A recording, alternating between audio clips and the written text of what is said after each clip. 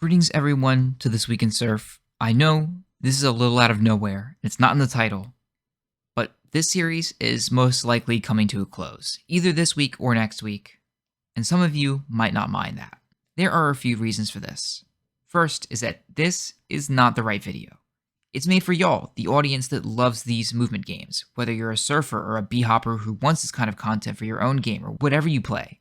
But the interest soon runs out if you don't play surf. And I'm not sure this is what even y'all want as surfers.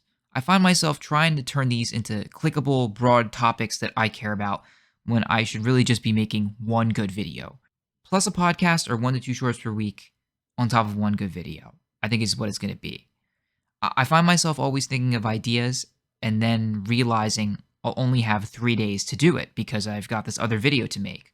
Then the weekend rolls by and I want to stream, or maybe I can't because I have a video or I'm procrastinating doing it. These weeklies take 1 to 2 days to make, which is not a lot. And it takes 2 days not because it's hard, but because it has a lot of moving parts, getting the votes together, then recording the runs, or the votes changing, which vote should be included. And that means I get like 5 days to make the second video with streams, which it doesn't work. I've come to realize that y'all are just going to love the vids that I get to make if I let this series go. More historical videos, more argumentative videos, trying to tell a story that's revealing and accurate and interesting to more people, rather than trying to spin a story from a week's worth of information. It's just not possible. And This Week in Surf got formulaic really quickly. I'm not that great of an editor, which I have to work on, but the weeklies were a way where I felt like I was pushing myself to be a better writer and speaker, but I wasn't. It was like a template, It wasn't exactly a template, but it became like that. It was a quick upload that tried to bring the community together, but it didn't pick up steam. I think for good reason. While this might seem kind of abrupt, it's going to be more like a return. I'm going to be going back to making these 10-ish minute videos that I was doing at the beginning, going deeper into maps, stories, players, plus the interviews, which have been amazing. Not only do we have another Habitat and Morning interview coming up, they're like 2 incredibly intelligent guys, but we have some other really exciting people coming up who are huge in the community. You've been asking for them for a long time. It's coming. So if that means there's only one upload that week, it might also mean it's not uploaded on the same day as last week. But regardless, I'm going to be picking a topic in surf that I really care about and that you really care about, and then breaking it down. If you look at my channel, those that were successful by far were the Lemmix player profile, the hardest maps in surf, coaching with Benno. It wasn't any of the weeklies, which is kind of the final reason why this series is ending. These videos have underperformed compared to June and July, straight up. Not only was there some hype in those months, these videos were clearly appealing to a wider audience. The Lemmix interview continues to pull like 100 views every 48 hours. That means if I'm going to upload something, I'm going to make sure it's good. The only way the channel is going to be successful is if the videos are good. I'm still going to try for 2 videos a week, 1 edited video and 1 podcast or long cut that doesn't take too long. But what does this mean for This Week in Surf? All the necessary information is going to be translated to the Discord. So events that are happening, people's Twitch streams, it's all going to be on the Discord, which is probably where it should have been anyway. I'm considering a Discord post for the top 5, or even better, if somebody wants to take up the reins and just upload the top 5 runs that get voted, where we still do a vote, and then you can upload it on your channel. We can just branch out that way. That also might be a way where somebody could do a top 5 separately for Surf Heaven and KSF, since there's been a lot of disagreement there. Or if somebody wants to do a map review for all the new maps that get showcased in these weeklies, that would be amazing.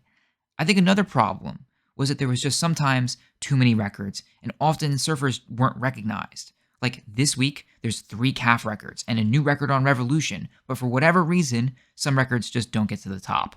Some thought the votes were useless, and I should just talk to top surfers and ignore everybody else, and others felt like I was ignoring the votes, which oftentimes I was, leaving out what some people thought were critical records, but others didn't.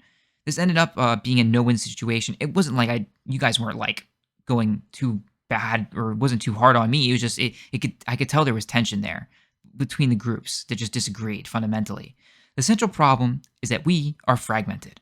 This video was meant to be a way that everybody could get sucked into what was happening every week and get excited for events or other happenings. Yet, these bits of information should have been traveling naturally through the community, as it does in any ecosystem. There are channels like mine, but If my whole channel is the news and there's not enough people to consume the news, then there is no news. And I think there's a problem with the community network, not by any individual doing something wrong. It's not toxicity. It's just there's something wrong with the way the network is constructed right now that is preventing us from communicating with each other interpersonally. Like, not just me blasting out a video, but just us talking to each other, exchanging information, making connections between KSF, CSGO, Roblox, all these different communities. That is a problem. And this series was a haphazard way of trying to fill that void. I've been spending a lot of time on CSGO servers, and there are tons of people who are actually surfing and learning. And they might already watch my channel, they probably don't, they maybe want to, but there isn't like a cohesive community to get plugged into, like there used to be. And that's the problem that needs to be solved, which I might be addressing in an upcoming video, but I'm leaning on y'all to help me find a solution. But I would be doing a major disservice if I didn't speak about Louise My Name's run from this week on a map called Lodi Preview. This map has long been notorious for length and technical aspects that are really challenging. It's called an AIDS map, difficult in that way. But Louis just demolishes these records, not just taking a record on a map that others wouldn't dare to tackle, but crushing it. There's so much to go into here, from a very tight choke here to keep speed through the stages, or the part where Louis has to surf backwards half sideways, out of the booster, to get that world record. Looks like something out of an old B-Hop map, times 10, and Louis is just something else, taking this record twice and doing a lot of the grinding on stream. And on the other side of the equation, Roldar hit 4 world records this week, but 3 of which he obtained in just 2 hours. Surf Take 1, a lesser-known linear map of Maxwell, Tech, few tight angles. Surf Her, which I believe is a gimmick map, kind of rarer type because of a punishing spin right at the start that basically determines your units for the whole rest of the run. And Surf Wood. All of the maps are not only old, which means they are highly contested, but they were owned by Tux, who is a highly optimized surfer, and also explains why each of these minuses were modest. It's really hard to get these records, despite the fact that he took all 3 of them in just a couple hours. And of course, I have to mention the 3 new maps from this week, starting with Surf Sorf, made by my good friend, the Ancient One, and should absolutely remind you of Surf Grotto, classic map for some, with a B-Hop motif, but breaks from that with dense technical elements and greater length. Tech enjoyers will rejoice here, and they will probably be rejoicing all week, because their next map is Surf Hellscape by Coco73. Also organized a mapping contest from last week, and comes with a description. The world is now one huge lava-covered landscape, and your only chance to make it is to surf your way out to safety. A really refreshing take on the mainstream CSGO staged map, playing with teleports, interesting ramp formations, and is explicitly made for 64 tick. Next is Surf Greece by K the Surfer, coming right after Surf Greek just a couple weeks prior. And it is the second in a 3-part map series, which I don't think we've ever seen before. 3 maps put out in relatively quick succession is a really interesting idea, and I'm excited to try this one out. And the 4th map for this week is Surf Not So Fun House, which is the real hot topic because it is the newest purported Tier 7. Heavy on unit conservation and ramp strafing, 2 broader themes in Surf that take years to master. The question is, after testing and quality assurance, what will the final tier be? First, I have something to share with you from Aaron S., a member of the Discord. They put together a huge document, Audio Engineering for Surfers, with tons of recommendations for microphones and XLR setups, which is something I was just wondering about. I know that I'll be saving up and begin the process of upgrading my audio using this document.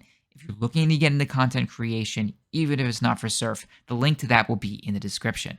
Second, I need to give a huge shout out to the team at Momentum Mod, who pulled through with 7 Momentum Mod keys that were given out to chat by playing marbles. So it was random, unfortunately, but this is a Tux classic. If you know, you know. And I almost forgot to mention, I leaked a Momentum Mod key to the entire stream of 60 people, and nobody took it. That's a W, community.